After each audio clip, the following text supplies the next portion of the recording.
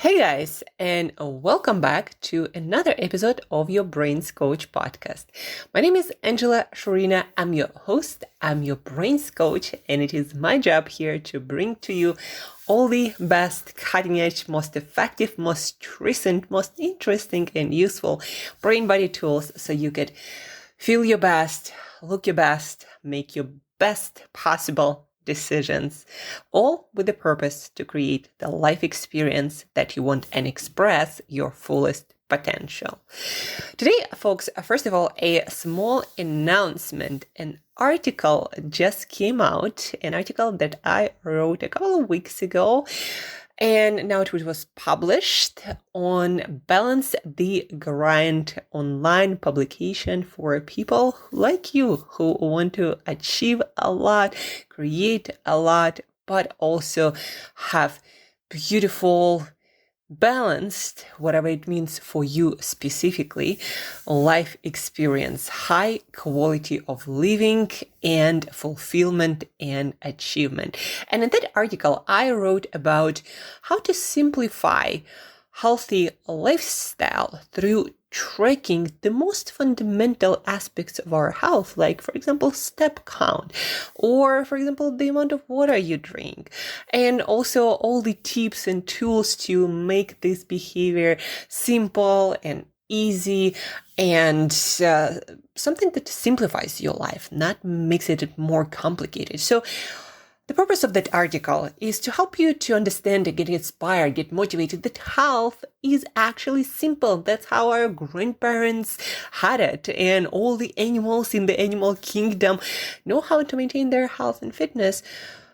For them, it's being instinctual and following what is in their genes. For us, complicated human psychology and society, social environment, right? It got a little bit complex with all the technology and trackers and things that you can know about your health, from your heart rate variability to different stages of your sleep. But the core behaviors that will give you 90% of health benefits and more when you do them consistently, they're very few.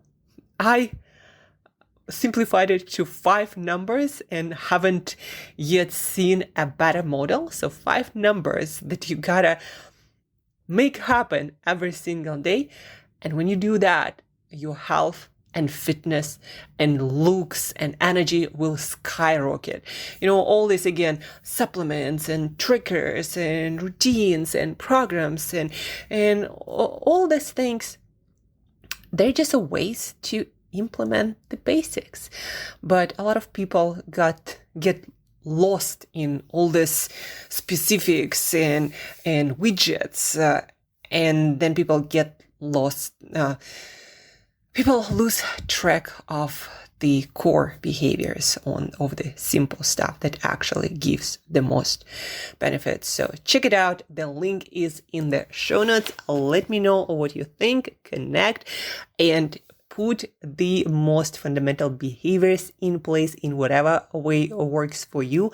And you'll be amazed when you do those consistently, how much better your health, your fitness, your vitality get.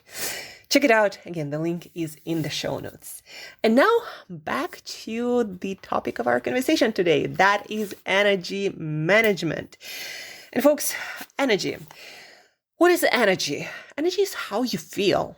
That's how you can put your finger on it and know whether you're in good state overall or not that good. You know, I was listening to Andrew Huberman's podcast the other day.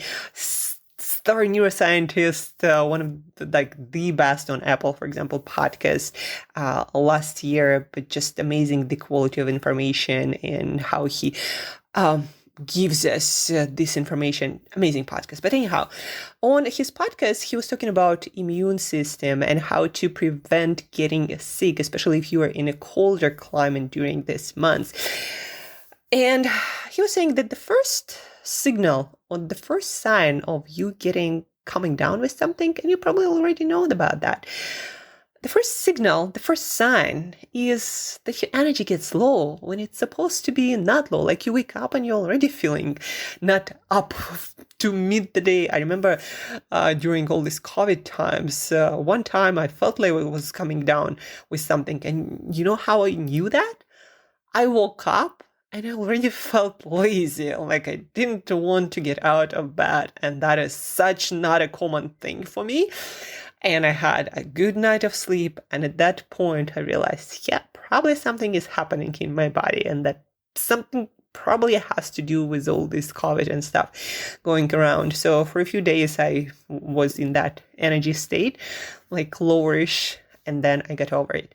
All that to say that your energy is your first signal, sign that if you consistently are in that low state of energy, something is happening in your body, in your lifestyle. Your cells are not doing well. And your cells are where the energy is produced. We have specific organelles or parts of your cells that create energy, mitochondria. They create energy in the form of ATP, primary molecule of energy.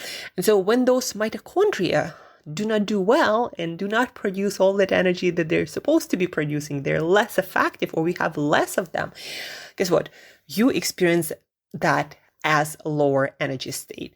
Now, also, another reason why you might feel low energy state is because something is taking more energy than usual. Like your immune system it requires a lot of energy when it is activated and it's battling with something. That's why when we coming down with something, one of the reasons why we feel low on energy is because your immune system is getting a lot of it to produce different antibodies and other fighting agents, and to do just a lot more work than usual to make sure that you recover, survive, and have a chance to thrive, reproduce, and all this good stuff that life is.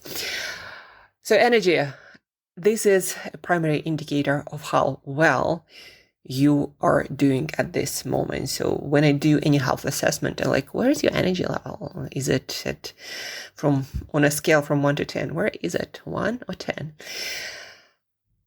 For you as a change maker, as an entrepreneur, as a business owner, someone who wants to achieve things in life, energy is the currency of your achievement. And so you need to do your best to make sure that you do everything you can to maximize the production of that energy. By the way, your emotions are the secondary indicator of your energy state.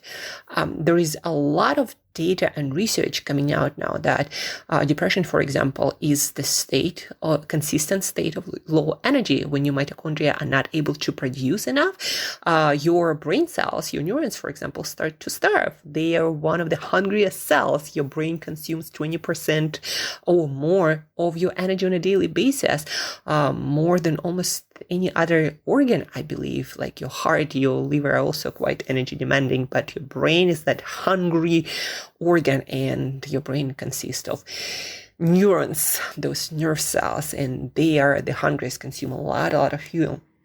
So depression, mood, also secondary indicators of your energy state. And so if you're not feeling like it, guess what? Chances are you might be in a lower energy state. That's why energy is so crucial to any of your goals, achievements, productivity. And when we talk about energy, you want to understand that a huge part of it, and all the energy, depends on how well your physical body does, specifically how well your cells do, your mitochondria, energy producing parts of your cells. And those mitochondria are affected by your nutrition, by your sleep, by how well you manage stress physically. That's why, when I talk to leaders and I start talking to them, especially ambitious ones, about stress management, they're like, I don't stress. If you don't manage your physical stress, the stress that your nervous system endures every day, it doesn't matter what your psychology is. I'm not talking about that, how stressed or in control you feel. But if you don't have tools to unload that stress, physical stress in your nervous system, you are experiencing that whether you psychologically are affected by that much or not. And in the state of stress, for example, elevated stress, when you're more in a fight or flight state, more often than in rest and digest, your body actually is spending a lot more energy. Like, there is no number on it, but stressed state mobilizes all of your resources to be ready to fight or flight. So you're like that engine that is on and running nonstop, or wasting or creating and spending all of this energy.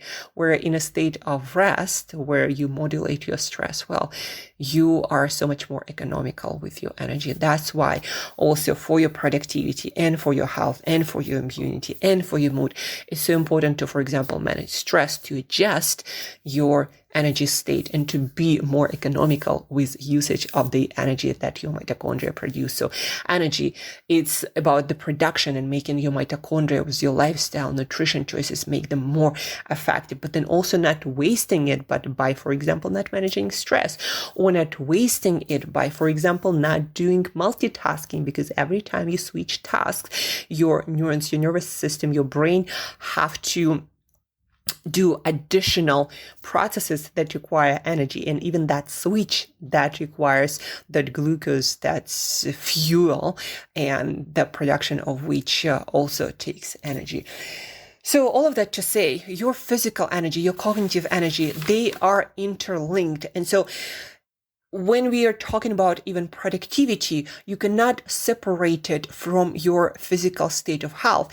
That's why when leaders, now I start to talk to more leaders in the companies and team leaders, when they talk to me about how can I motivate my people, how can I make them more proactive and productive, and the first thing we need to look at is how can we make people invest more into their health? How can we make them that more part of culture? So it's in fashion or it's popular to take care of yourself. And a lot of it has to do with enabling those behaviors, with making them easy, putting that into schedules, putting different reminders, doing collectively certain activities to create that culture. Because by saying something, not going to make it happen. Just like when you say, oh, I want to get healthier, unless you put it in your calendar, you schedule it, you keep each other accountable, you make it easy, you sign up for, gym or whatever it is, unless you put actions, triggers in your environment, that's not going to happen. So the same is true for people, for teams, for companies.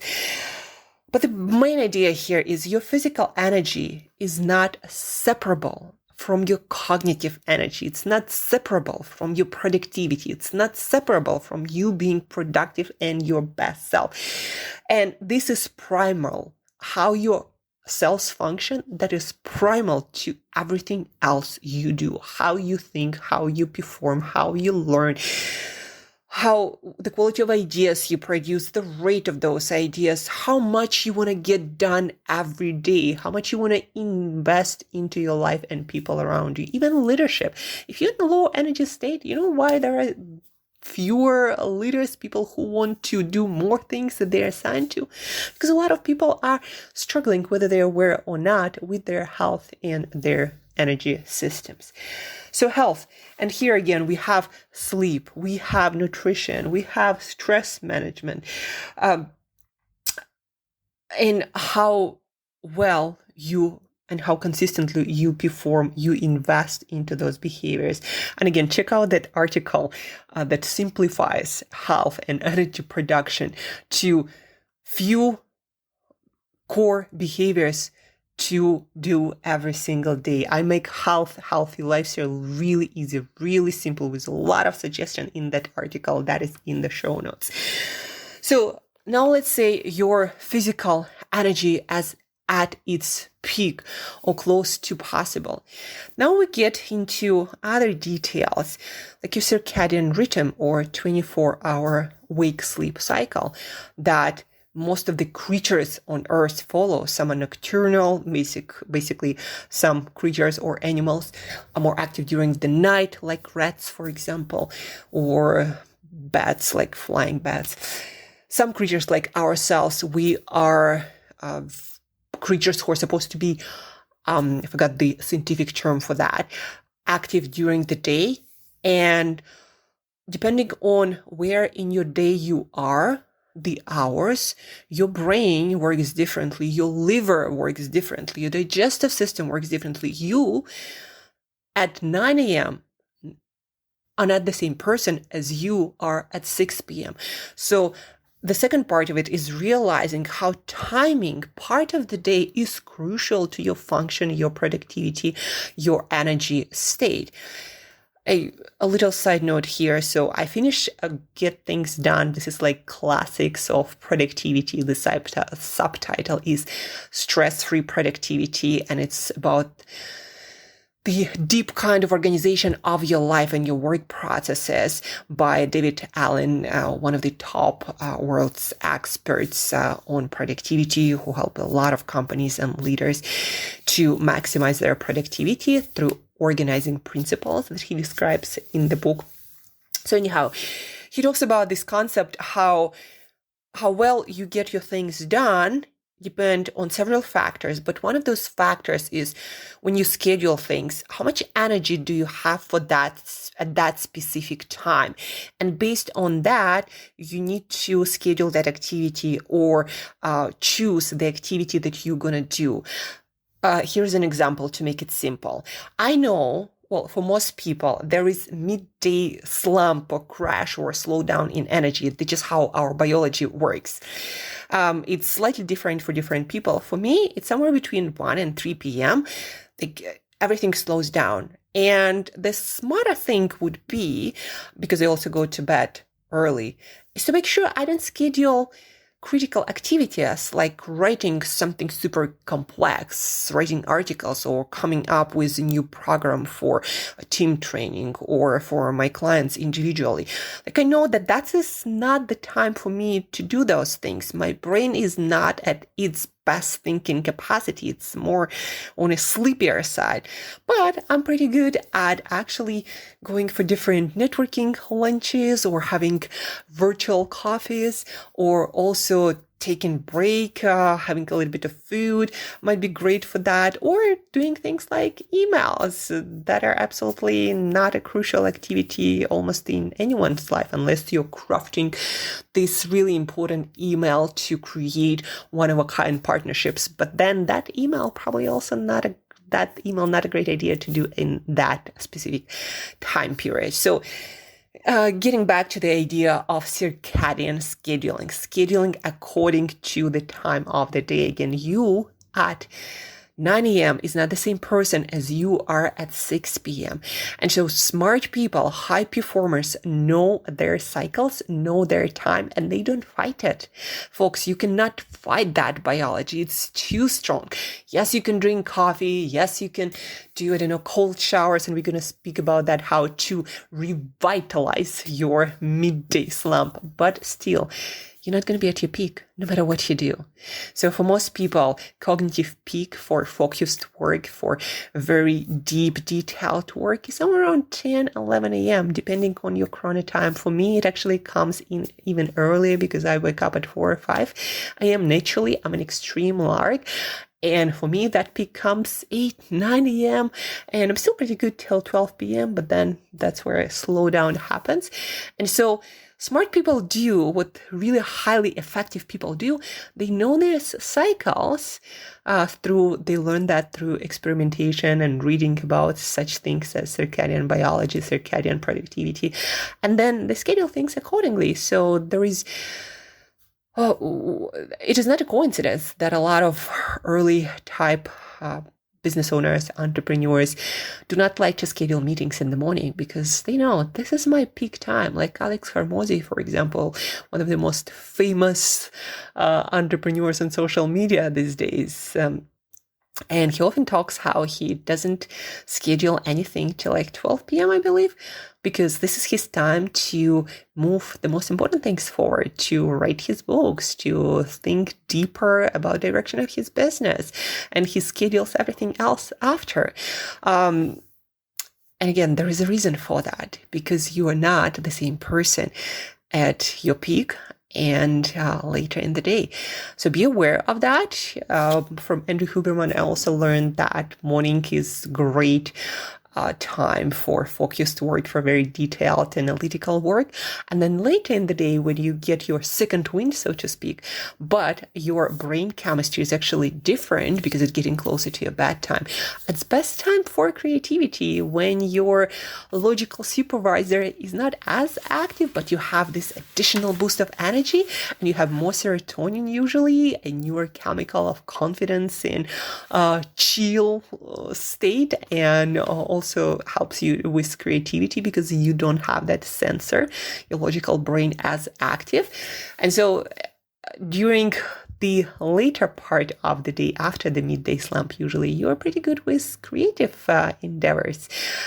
So look into that. If you need to do more creative writing, brainstorming, and working on any project more creatively, or perhaps doing something in the world, like, for example, giving talks and speaking at somewhere between 4 to 6 p.m. also is a very, very great time for me personally. So all that back to the second concept of today and energy management is circadian scheduling, circadian productivity, making sure that you know when you peak. Again, if you're a morning person, probably your cognitive analytical peak, deep work peak is in the morning, a couple of hours after you wake up. For later types, I actually need to do more research into later chronotypes just because I'm not one of them. Most of my clients are early type of people. And to be very fair, there's less data available on later chronotypes like night owls, maybe because they also don't get up early for the studies that are done, right? And those are usually done earlier in the day. Perhaps I have probably a lot more data coming, but experiment. And you probably already know when your peak time is and schedule your most important work there. And that's where you also get a lot more done. What you can done and the quality of that at your peak time is 2, 3, 4 times sped up. You do it faster, you do it better. That's why it's also important to schedule it then. Yes, you can get through this stuff in some fashion later in the day as well, but it's gonna A, take you longer, and B, the quality is just not going to be the same. You're going to be struggling more. So that's why it's also important to do that demanding work early in the day. And guess what? Also, at that time, you have more cognitive resources still fresh. Now, let's get to the third concept of energy management. So now you more or less understand why it is important to schedule specific kind of activities and work during certain times, but not the others. Now, the third thing, the earlier in the day you are, the less stuff you worked with after you're sleeping, the more cognitive capacity you have, the more resources you have available. Like also our brain is this biological organ, but it also works very similar to computer because we probably model a lot of what the computer does by looking at our brain and how that works. So we have working memory in our brain. All the definitions and how exactly works are not that clear yet in neuroscience. But what we know is that working memory that allows us to keep active few data points, it is very limited. And the more things we go through our day, beginning from the time when we wake up, the more data we already store there in that short-term memory, short-term storage device, the less we can put more into and the less capacity we have to add things and to work with newer information. And it kind of gets used up until the next sleep cycle when the right memories are transferred into more long storage. And this, whatever was stored in short-term memory, this working memory, is processed and moved to other parts of the brain. And then we have fresh start next morning. Now, the later in the day we work on anything, the less capacity and storage capacity and operating capacity that working memory has. And the less capability you have to deal with any complex information. That's the bottom line. So what does it all mean? It means that earlier in the day, you have more capacity to work with more data, with more complex data, to make better decisions, to analyze a lot more data points than later in the day.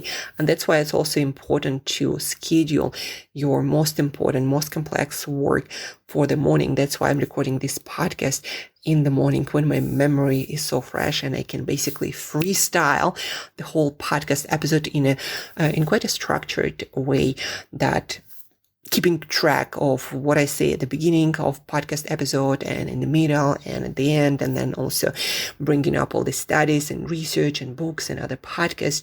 So the earlier in the day, the easier it is for you going to be to operate complex tasks and complex data in your brain, creating solutions, making decisions, coming up with some content. And by the end of the day, it gets used up. And you start feeling like your cup is overflowing. And that's a really normal feeling. That's what it feels like when you work in memory at its capacity. And at the end of the day, especially if you're a knowledge worker, that's what's going to happen. A few things that can help you to make it last longer, preventing cognitive fatigue as well. Unitask, work on fewer tasks, batch similar kinds of tasks. So for example, if this is a day to deal with email, maybe this is the day to deal with email and eliminate that task from all the other parts of your week or days of your week. If you want to do some reports or writing, also schedule that for specific days as much as possible. So combine similar tasks together. That makes the usage of your working memory and all the other cognitive capacities much more effective. That's why, for example, for me, when I dedicate a day to writing a blog and I do nothing but just this one task, it's actually a lot of work. It takes a lot of hours. But at the end of the day, I feel almost like free, that was a day off. Because when you do one task, two tasks, when you batch similar tasks together and you don't switch between anything else and you work distraction free, that really reduces the amount of resources that are needed from your brain and your nervous system to get things done. It makes the whole process just so much more effective, right? So bundle up similar tasks. Don't multitask again. Switching, there is a cost to that. When, for example, you work on something and then you check your email or you check your social media or you have a conversation with someone, like eliminate that as much as possible. Especially if your brain is what brings the difference into business, into your mission, into your vision, please guard your uninterrupted work time as a treasure, because it is.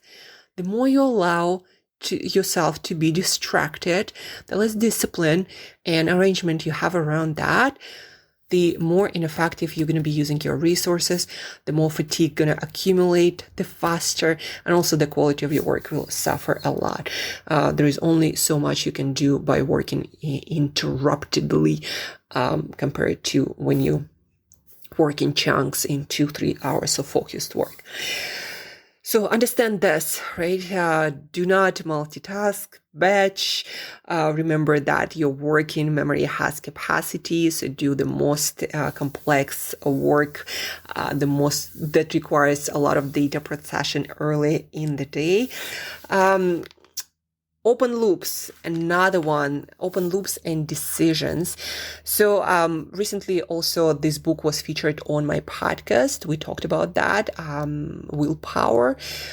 Check it out. Willpower, that's the name of the book. Subtitle, I'm not sure at the moment, but you'll find it, Willpower. And the book talks about, and by the way, Get Things Done by David Allen also talks about that.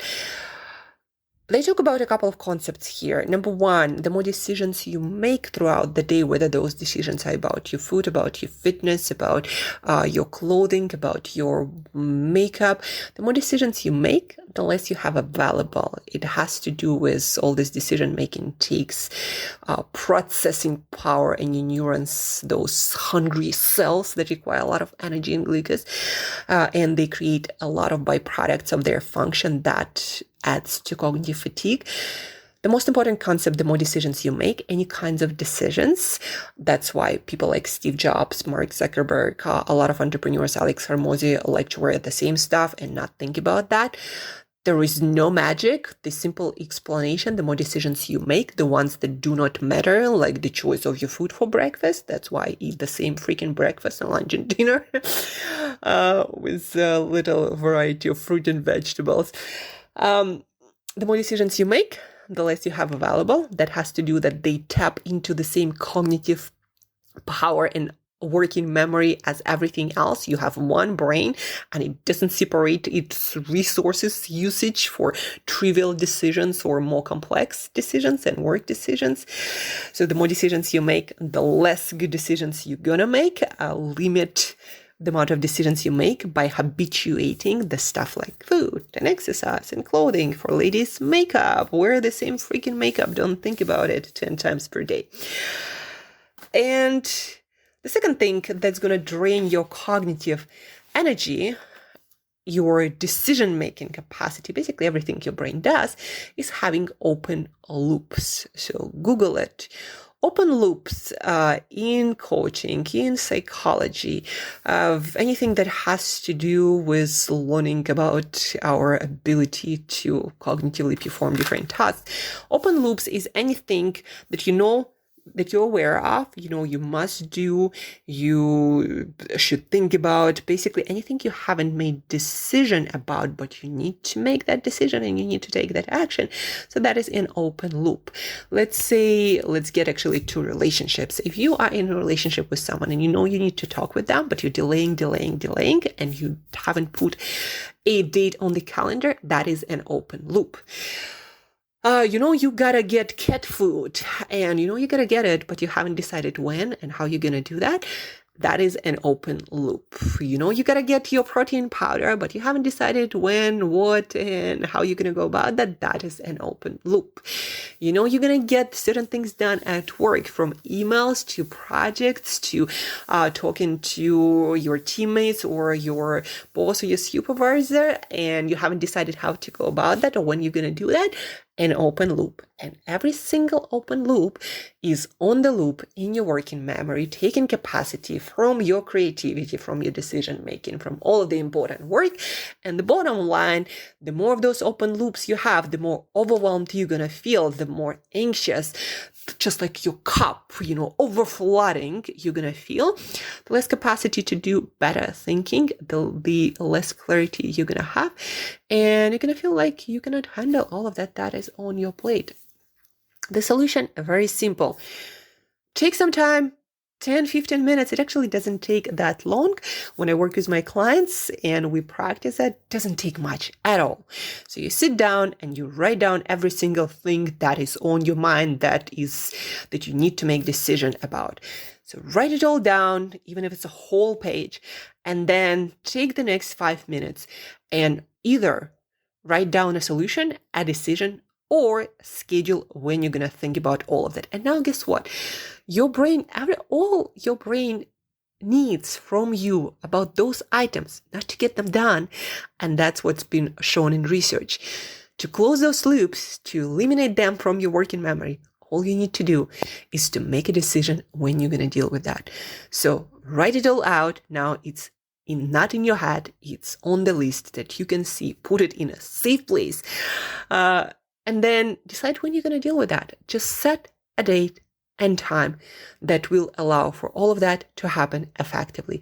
And then you're going to feel like all of a sudden you have so much clarity and capacity to deal with life and work.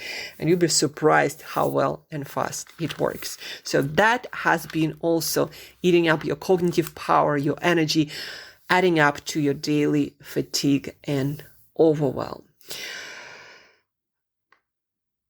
And that's about it, what I wanted to share with you. But I'm going to add a couple more items. How to deal, for example, with that midday slump to freshen up yourself. One of the best ways, nap. And guys, a lot of people would tell me, I don't have time for naps. Well, look at it from another perspective. Do you have time for additional 1 hour of mental struggle? Or you take a nap, and research shows that that refreshes your brain to not full capacity, but 40, 50%, everything else is going to go so much faster and smoother.